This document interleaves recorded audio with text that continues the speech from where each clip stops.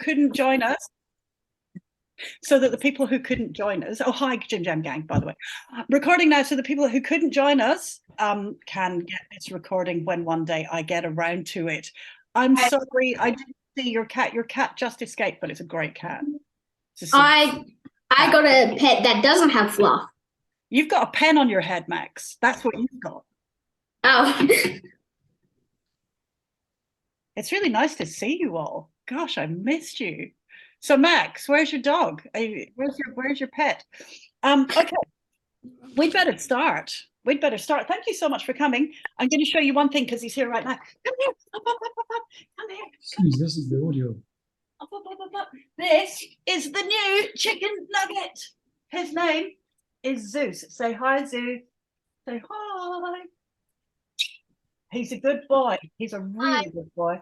And his name is Zeus. But we call him Duty. Yeah, because he's a dude. He's really, really cute. He is as big as Chicken Nugget already, and he's only 3 months old. He's a really, really good boy. He belongs to Sasha. He's not mine, but he's come here for Easter because he likes to do Easter egg hunts, even though he's not allowed to do Easter egg hunts, but he's really good at it. That is Zeus. Yes. Okay, you can go. Lynn, you should set one up, but with kibble for for Chicken Nugget and Zeus. That's a good idea, Maximilian. All right. So we're going to start. We're going to start the lesson. And there were a couple of things that I promised. Now, what I am going to do, look at you all. You're so brilliant. You're all putting your mics on mute, which is really cool. I'm going to remind everyone to do that because if you sneeze or if a dog barks in the background, then the picture will go to your mic and you might be doing something embarrassing. So definitely put your mics on mute if you can. All right, start the lesson. It's Easter, so I think we should answer this question first of all. And that question is, why does egg have 2 G's? Why does it have, how can we do that? Because you know, if you look at the sounds, if you just think about the sounds in the word egg, it goes like this, egg. So how come there's 2 G's? Now, what you might have got told at some point in your teaching, and I'm not, trying to be mean to anybody, but you might have got told in your teaching that GG is a grapheme, is a thing that you should learn as a unit, and that sometimes you use double G. But that's not actually true, right? The actual letter is G. We double it for specific reasons. And one of the reasons that we're going to look at today is this idea about little words and big words, right? There's a whole bunch of little words in English that are allowed to have 2 letters, a whole bunch of them. But those little words that are allowed to have 2 letters only are called function words. They're the words that are not like dog or cat or run, you know, those words that you can easily make pictures of in your head, but they're the little words like up or in or to, and it's very hard to make pictures of those words because they function. Ooh. They don't actually give us content. Don't forget to put your mics on to mute.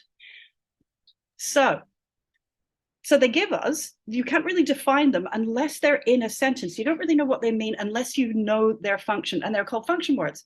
Now, function words are allowed to have 2 letters, and all the other words in English have to have 3. So if you've got a word that has 2 sounds, like egg, egg, what the spelling does, what the spelling system does, is that it adds another letter to make sure our eyes don't look at it when we're reading it and think, oh, that's a function word. As when a word has got more than 2 letters, our brains pay more attention to it. Our brains go, oh, what's the definition of that, right? So that's the difference. That's what the difference between function and content words. And content words must have 3 or more letters. I'll show you some other examples of that. Are you ready? Going to put this onto my whiteboard. Here we go. I'm going to show you some words, and I want you to tell me, and you can actually unmute your mic and tell me, I don't mind.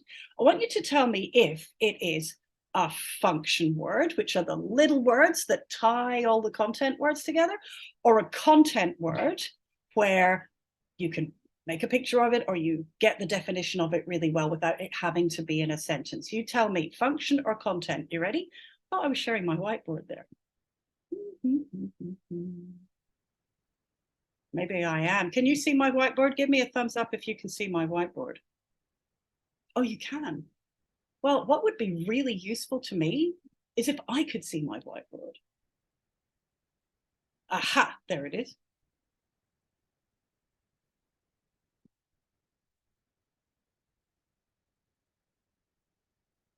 Gee whiz.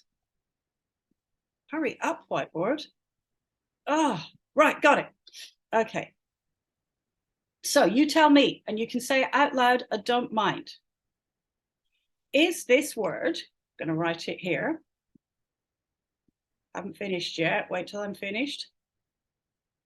Is this word a function word, one of those little ones that tie the content words together, or is it a content word, a bigger word that you can get the definition of really easy? Function or content? Tell me. Function. You can put it in the chat. Good. We've got some wonderful votes for function. Keep saying it. Anybody voted for content? Nobody's voting for content because you're right. It's a function word. It's a function word. It's little. But you know the story at Christmas of Mary and Joseph, and they're trying to find a room, right? So that Mary can have the baby. You know that? It's called the Nativity, right? They go looking at a place where people stay overnight, you know, like a motel. There's an old word for that, and that word is inn. But how do you spell that inn? Do you know? INN. Exactly, because it's a content word. You've got to make it more than 2 letters. That's why it's spelled like that. Do you see? It's not random, and it's not that double N is some kind of thing that you've got to remember as another bit of code, right? It's what is the function? What is is it function or content? I'll give you another one. You ready? I've written some down, right? Check this one out. Check this one out. This one, right? Is this, oh no, I'll start over here. I'm going to start over here. All right, check this word. Okay. Bum, bum, bum, bum, bum. That's my musical interlude while I write stuff down. Okay. All right, what word? You all know, right? It's the word be. Now, is that a function word or a content word? This be. Good. We're getting some votes already. Content. Content. Yeah. Content. Yes, nice. It's the little insect, stripy, usually yellow and black insect that buzzes. They can make honey. That's a bee, right? That's a thing that you can draw a picture of. That's a thing that you can define without it being in a sentence. But it's got a content word. There is a content word that sounds just like it. What word? Yes. Do you know what I'm going to write here? It's bee. Right? Yeah, very good. B and B. The function word be is allowed to have 2 letters, but as soon as it's a content word, we've got to make it bigger. And that's why be, the buzzy bee, is spelled that way, right? Easy peasy. So the word egg, I'm sure you're very, very familiar with the word egg because you probably hunted some really, really recently, right? Egg. Can I spell it like this? Bum, bum, bum. Can I spell it like that? Lots of heads shaking. Why not? I want your theory. How come I can't look? It goes like this. Yeah, egg. Why can't I do that? I did all the sounds, right? Caveman egg. Caveman egg. Is that your theory, Max? That's a good theory. How come I can't spell egg like that? Why do we add a double G? Is it just to make everyone sad? No. No. It's not to make... It's because egg is a content word, right? It's a content. It's not allowed to have 2 letters. It's got to have more than 2 letters. So what we do is we put another G on there because that other G doesn't make us say a different thing, right? We don't go egg, right? We just go egg. Those 2 G's just smash together like that. And also they tell our brains, you look out, you've got a content word, pay attention, it's a content word, right?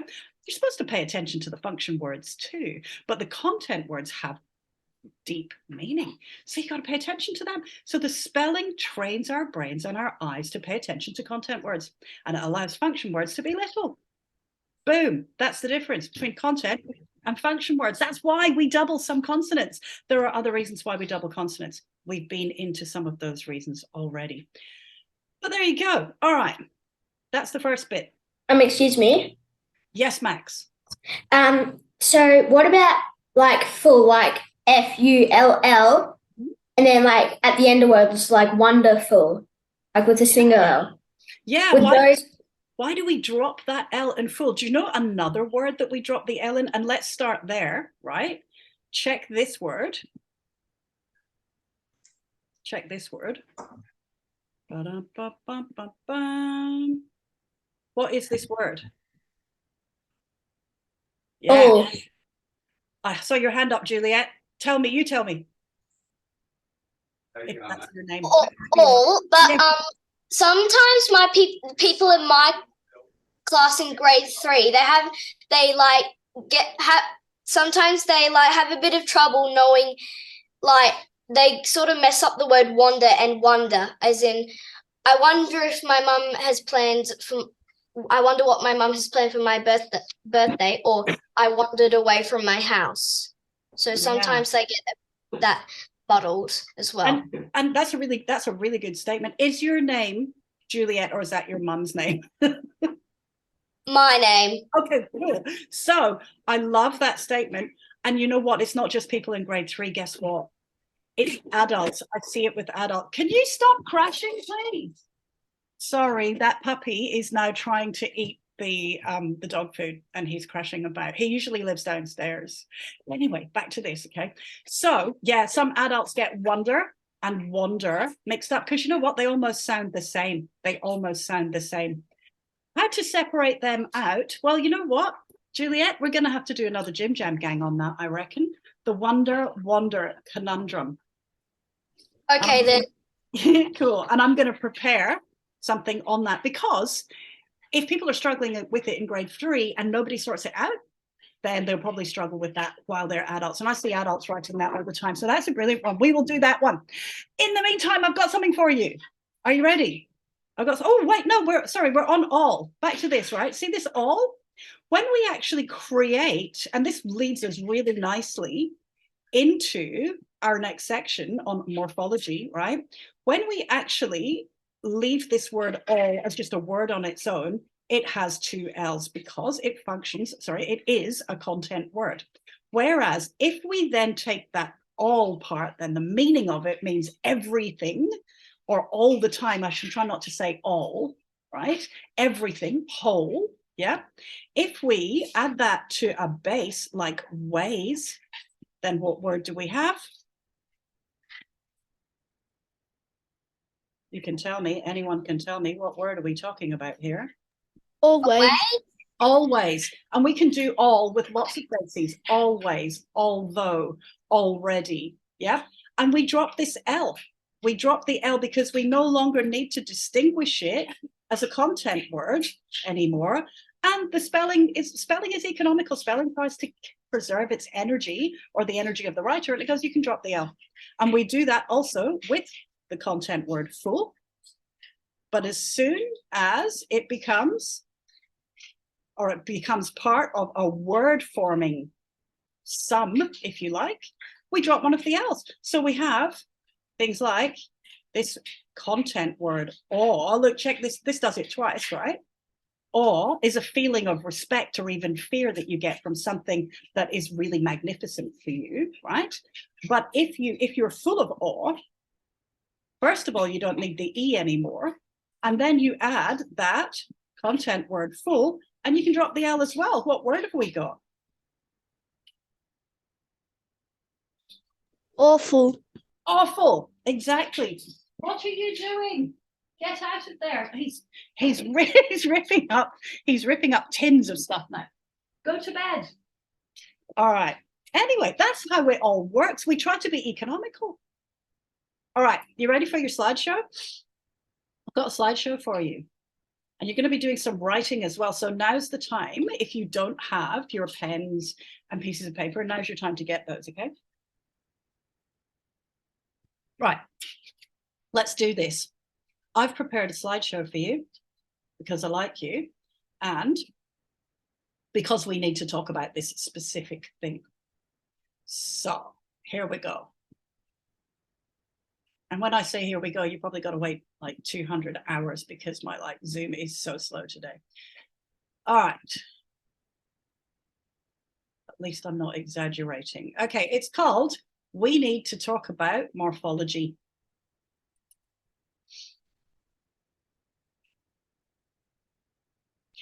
It's a Jim Jam Gang special and I made it just for you.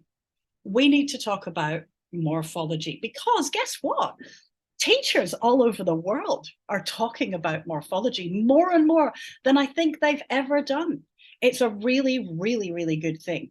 And I'm glad. And I want us as the Jim Jam Gang to be able to go back into our classrooms and say, yeah, I know about morphology. I'll show you some things about morphology. So we'll start with this. What is morphology? Well, what it is the study of words and their parts. You know what I just did on the whiteboard there? We just studied some words and their parts. We did morphology, right? That's what we did. Morphology is the study of words and their parts, the parts that go to make up the words. And not just parts like letters.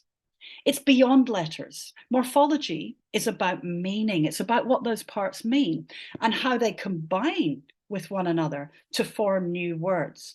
And the better you are at morphology, the bigger your vocabulary gets and the easier it is for you to read and the easier it is for you to write. So it's really worth studying, really, really worth studying.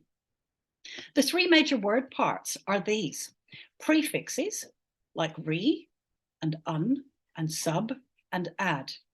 A prefix is a letter or letters that you can put at the beginning of something called a base, which we'll talk about soon, to add some meaning to that base.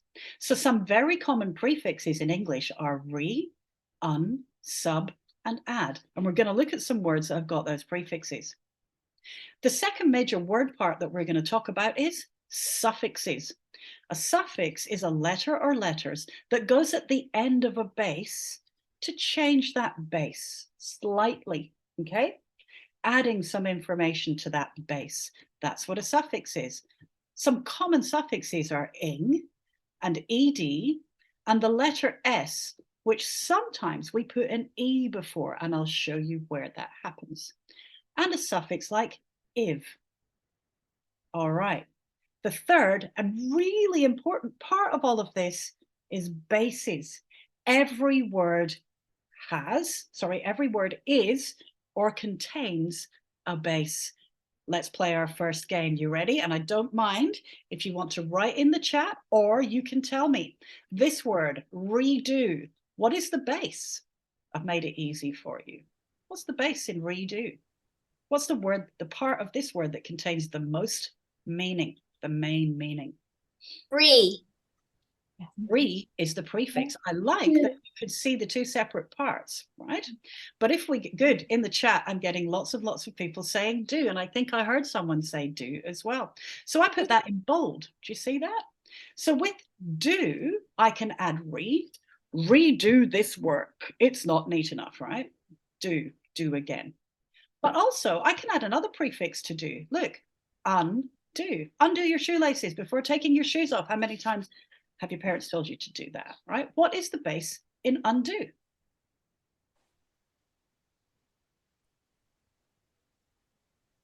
I can see some answers in the chat. That's really good. Absolutely. And in fact, oh, I didn't hear you. I think that might have been Max. I think you said, did you say do? Do. Yes, awesome. And I'm reading through the chat now and it's going like this. Do. And I'm singing it in my head now. That's really good. Okay, new one. Ready? The word is subway. There it is. What's the base? Yay. Subway, you know that place where you get sandwiches? Very good. The base is way, right? We've got a prefix sub and a base way. You're doing really well. All right, next one. Bit harder. You ready? Advert. What is the base in advert? Yeah, I can see these answers already. Advert is the prefix ad and the base vert. But unlike do and way, vert can't sit on its own. And we're going to look at bases that can't sit by themselves. They have to have a prefix or a suffix to make it into a word in English. All right, you ready for the next one? Play the next game. Doing, what's the base? I can hear you. This is good. Everybody's saying do. Oh, awesome. The base is do plus the suffix ing. Next word, wanted. What's the base? Want. Like a boss, like a base boss, right? Want plus id is wanted. The base is want, the suffix is id. All right. How about dogs? What's the base? That's right, little dog. You're famous. Yes, he's under the desk right now. Dog. Dog is the base, and we added the suffix s to make it more than one dog. You're getting really good at this. And here's our last word. Good, good, good. I see you can all write that in. Well done. Next word. Splashes. The puddle splashes my shoes. What's the base? Superb. That's exactly right. It's splash plus the suffix s. But if we put an s straight onto splash, the word would sound like this. Splash, right? And our mouths don't like saying stuff like that. We don't like going, shh. That's hard. That's really hard. So what our voices do is we put a schwa sound, a little in between the sh and the splashes. Yep, do you hear that? And the spelling reflects that. That E is there to separate that suffix S from a base that ends with a sh. It also happens to bases that end with an S, like glass, glasses. Yeah, miss, misses. Do you see how that works? I hope so. All right, last one. I know I said splash was the last one, but I actually got another one here. Look, check this one out. What is the base in the word creative? And I see that in your answers, you're saying create without the E because we took the E off. But yeah, Anthony, good. You wrote the actual full base, which is create. You see, here's the thing. Bases will change. The spelling of them will change according to what comes next. They like to change around one another. So actually, the base of the word creative is, in my very dodgy writing and my very dodgy PowerPoint handwriting, right, is create. I'm going to create a beautiful drawing for you. Not by the looks of it with my handwriting, right? But when we add a suffix to a word that ends with E like this, when we add a suffix that begins with A-E-I-O-U or Y, we take away that E. We don't need it anymore. That E comes off, and that's why we get creative without the E. That is what happened. All right, now, next thing. So, bases. Bases can be free. I'll take creative away. It looks a bit ugly there, doesn't it? Let's take it away. Ba-bum-bum-bum. Yeah. All right. Now, bases can be free. So redo, undo, subway, doing, wanted, dogs, and splashes. If I took those prefixes and suffixes away, I would still have a bunch of words that can just sit there by themselves. Do, way, do, want, dog, splash, right? So they're free. They're free to be just as they want to be. However, bases can be free or bases can be bound. And bound means that they've got to have a prefix or a suffix on there to make a real word in English. So I've got 3 words here: retract, subtract, and unattractive. In those 3 words, there is a bound base, a base that can't sit by itself. So let's have a look and see what these words are made up of and see if we can find the bound base. You already know, we'll start with the word retract. And we're going to do a word sum here. What are the parts in retract? So a word sum helps you figure out the different parts of a word. Now, you know what the prefix is. What's the prefix in the word retract? You've seen it before and we did it today. What is the prefix? Re. Exactly. Retract is made of the prefix re. And we're going to do the meaning of retract soon, but not yet. It's made of the prefix re, but it's also made of another part. What's the other part?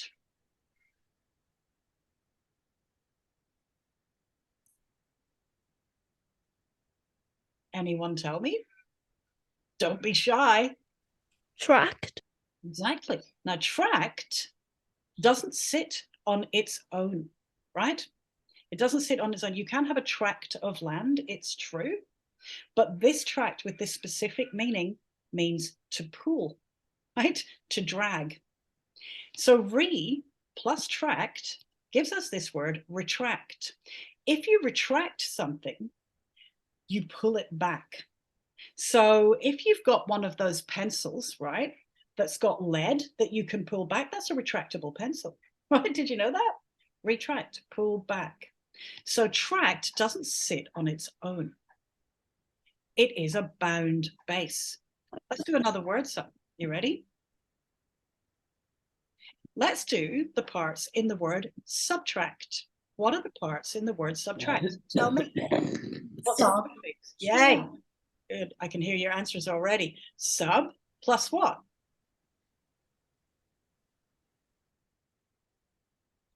What's the sum? What's the next part? Tract. Exactly.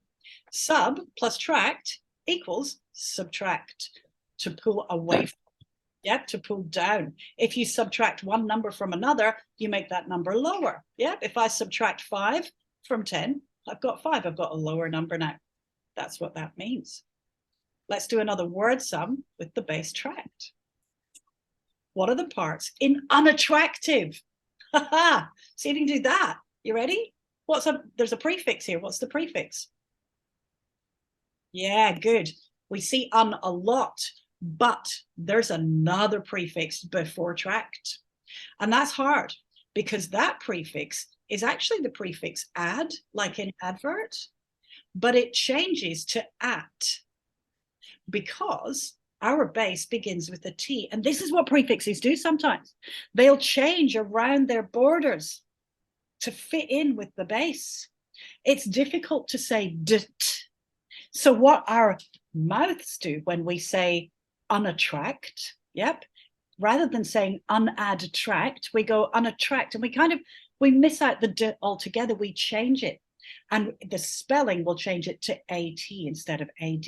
That's called a chameleon prefix. A chameleon is a lizard that changes the color of its skin depending on what's around it. So if you put a chameleon on a green piece of paper, it will try to go green. It tries to blend in with its surroundings. It's the same with a few prefixes as well. They do that, and ad does that a lot. It's not that double T is a spelling for the sound t. That's not what's happening. It's that we've got the prefix ad and we've got the base tract, and it changes at tract. So you've got 2 T's in there, right? You see how that works? So we've got un plus the chameleon prefix ad plus the base tract, and then we have a suffix. What's the suffix? You tell me, morphological geniuses.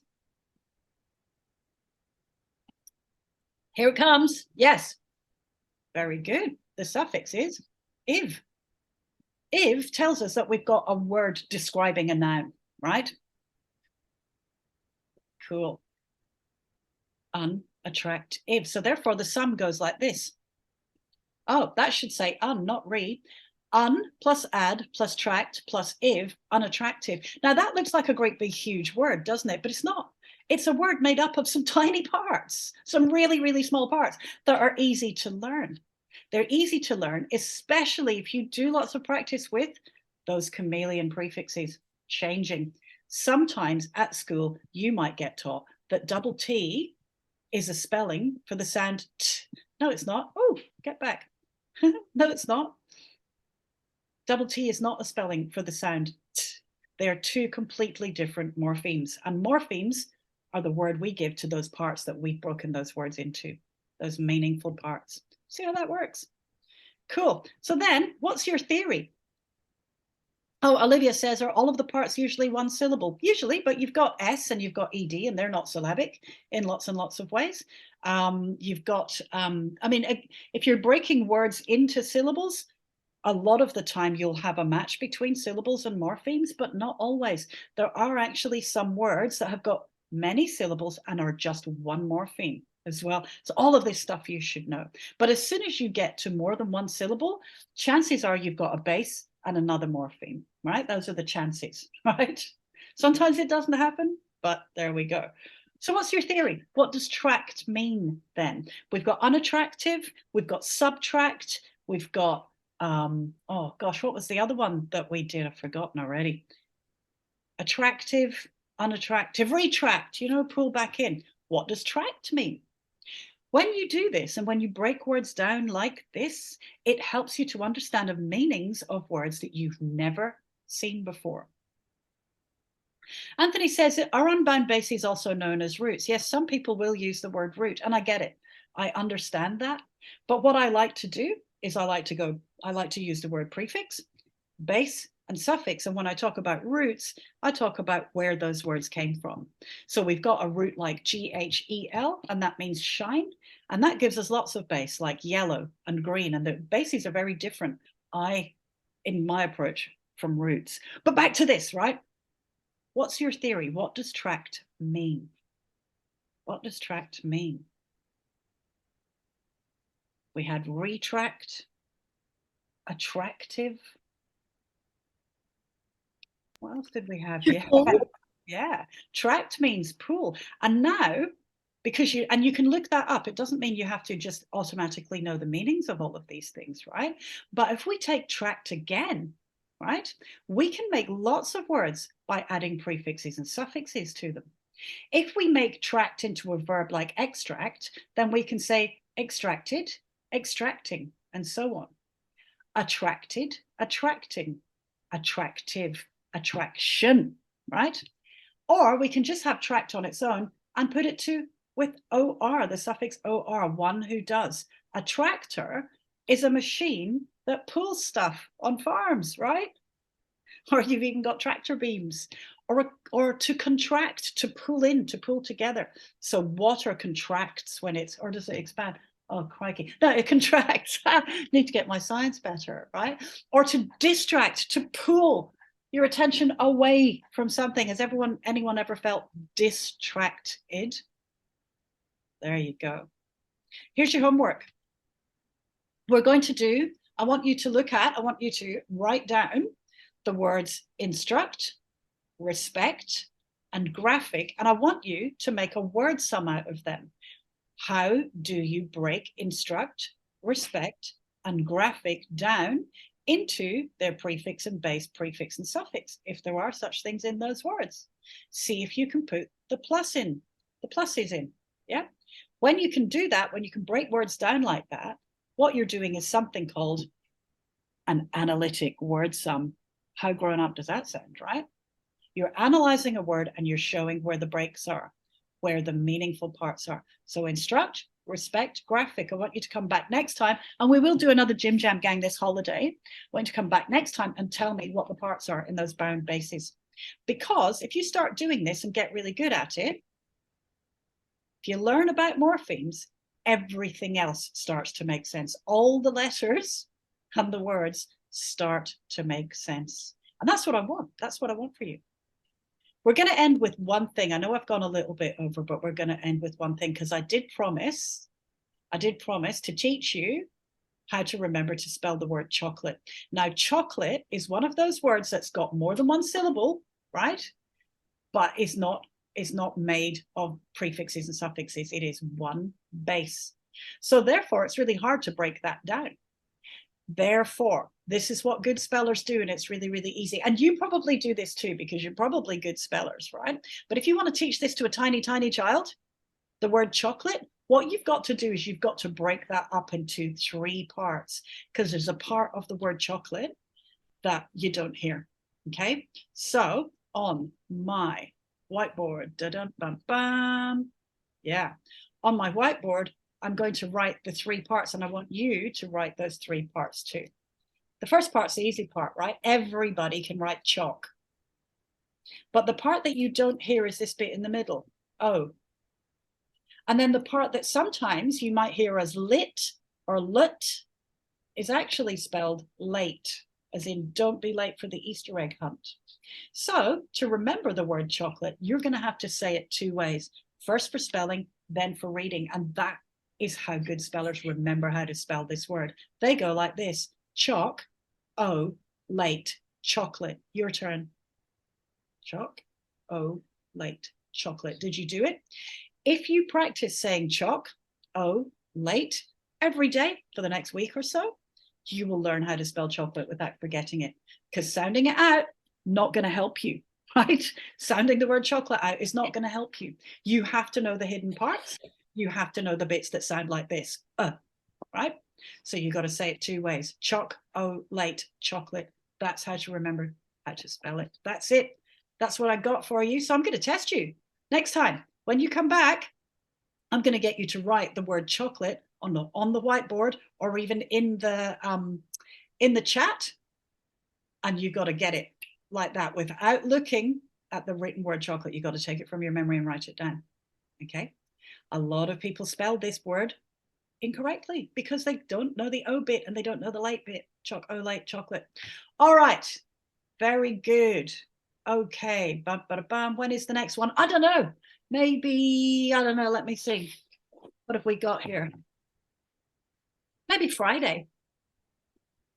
Anyone want to come on Friday? If you want to come up, yeah, lots of hands up. I'm very happy. Happy. All right, that's good. Yeah, all right, we'll do one on Friday at 12 o'clock. Okay, I'll put it in my diary now. All right, it is time to go, Jim Jam Gang. It's been absolutely special to see you. If you've got any questions, ask them now. Otherwise, I'm going to start waving and saying goodbye. Goodbye. I can see some hands up. So if you want to ask a question, go ahead and ask a question. No problem at all. Otherwise, I'll say goodbye. It's been beautiful seeing you. One day there'll be a video of this, I promise. I'm rubbish at that. Okay, bye.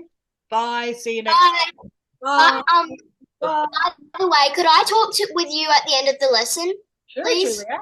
Yeah, no problem. If everybody wants to go, then I'll talk to Juliet. Bye-bye. I'll let everyone go first. Okay, no worries. It's lovely seeing you all and your dogs and cats, even though they did escape. Bye. What you have to do is press leave. But I'll see you on Friday, I hope.